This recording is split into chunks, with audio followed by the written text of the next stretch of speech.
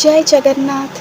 हरिहर सेवाश्रम श्रीमद् भगवद गीता को आपण समस्त को अनेक अनेक स्वागत।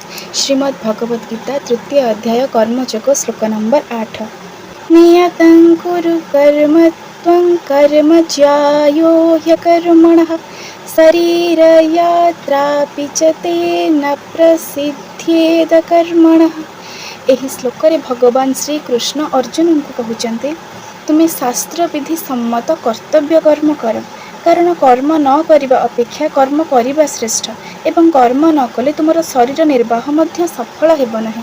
एही श्लोक रे भगवान श्रीकृष्ण अर्जुन को कहउचंते निजर कर्तव्य कर्म करिबा पई, अर्थात शास्त्र रे वर्णित निजर कर्तव्य कर्म करिबा पई। परमात्मांकर अहेतुक कृपारु आम समस्त को मनुष्य जन्म प्राप्त होईछि।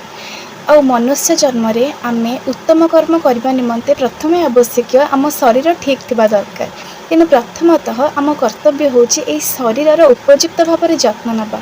तासह भगवान को आशीर्वाद जो सब कर्तव्य आमको जीवन में प्राप्त होइछि निज परिवार पई, जदि आमे कर्म क्षेत्र रे अछि से कर्म अनुष्ठान पई एवं ए पूरा समाज पई, तासह परमात्मा के उद्देश्य रे हमर जेउ सब भी कर्तव्य अछि ता आमे करिबा आवश्यक। आउ कर्तव्य कौन कौन जदि जानिबा पई आमे चाहुचे तेबे श्रीमद् भगवद गीता रे भगवान सबु किछि बतै दैछन्ती कोटा करिबा दरकार आम जीवन रे मनुष्य हिसाब रे।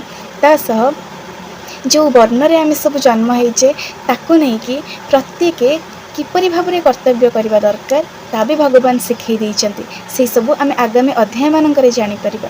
किंतु एही श्लोक रे भगवान श्रीकृष्ण अर्जुन को कहउचंती जे शास्त्र विधि सम्मत कर्तव्य कर्म करने दरकार।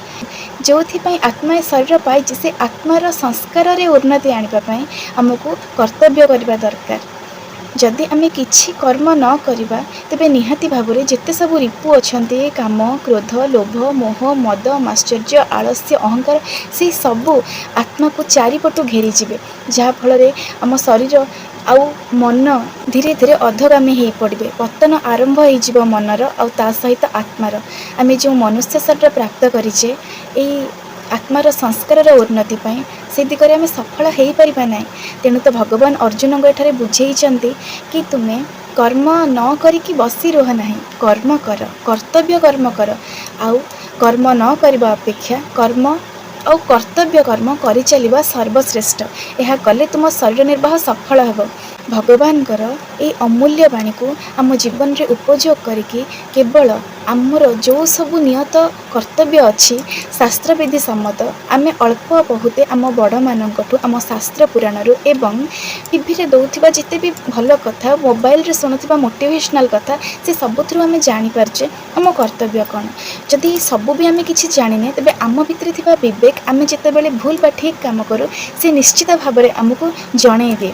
तेणु मनीष हिसाब से आमर बुझे जमा भी भूल रही कि आम गोटा करवा दरकार गोटा करवा दरकार नहीं। कारण किछि नहले भी आम विवेक आमको किछि भी भूल काम कला पूर्वर थरटे हेले मन पकई दिए भगवान तते देखुचंती आउ किए न देखिले नहीं, से भाभी चिंती कि काम करे। आउ जी भी श्रीमद् भगवद गीता पाठ करुवे परमात्मा पाखे निजक अर्पण करेंगे तांकर तो अंतर्मन रे भगवान बसी ही थे। सी तो भूल कथा करवा तो दूर कथा चिंता भी करें। तेणु यही सब को मन में रखिक निज कर्तव्य कर्म जदि आम कर चलवा ठीक भाव में ताले आमर शरीर निर्वाह सफल हम, जहाँद्वारा आमर आत्मार संस्कार उन्नति आसो एवं परवर्ती जन्म मानक आम उत्तम जन्म पाइपर जो आम समाज मंगल जन्म हम किंबा परमात्मा आमको निज भितर समाहित करें। किंतु जेमिति गोटे स्टूडेंट पाठ पढ़ा समय रे जितकी थ्योरी आवश्यक सेतिकी प्रैक्टिकल भी आवश्यक।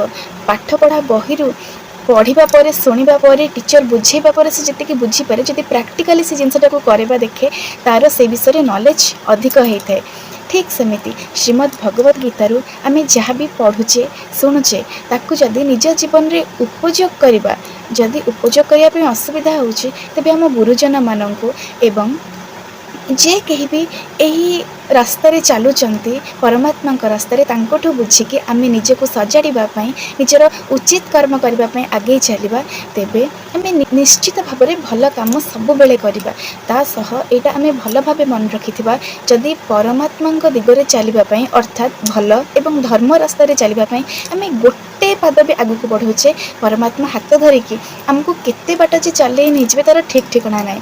ऑब्स्टैकल्स बहुत रहे भल लोक मान जीवन में ऑब्स्टेकल्स बहुत रहे कारण कहते समस्ते भगवान जी भी भल तार परीक्षा नापी पदे पदे तापाई ऑब्स्टेकल्स रखी था किंतु से ऑब्स्टेकल्स को सी निजे आम हाथ धरी आमको पार कर नहीं जाते जमती क्लास रे जदि भल स्टूडेंट्स अच्छे तेबे टीचर आखि सब बेले से भल स्टूडेंट्स ऊपर थाए जदि तांकर मार्क टिके एपट सेपट हुए तांको गाली हुए कौन पे तोर गोटे मार्क कमिला तो सब बेले फर्स्ट हो कौन पे भूल कलु किंतु जो माने एवरेज तांको टाइम दियंती से जानी थांती जे हाँ ये टाइम नहीं कि धीरे धीरे आसीबो एमती नो से तांको हाथ छाड़ी दे थांती ठीक सेमती परमात्मा समस्त संगे अच्छे समस्त प्रति मुहूर्त रे कौन करुचंती तांको नजर भी तांको ऊपर अच्छी किंतु जो माने तांको रास्ता रे चलंती तांको नजर तांको ऊपर टिके बेसी थाए आउ सी चाहती जे ये मो पाई काम करू से मुझे आहुरी आहुरी आहुरी कसटी पथर रे घसी घसी कि ताको परिष्कार कर दिए तेणु यही सब को आम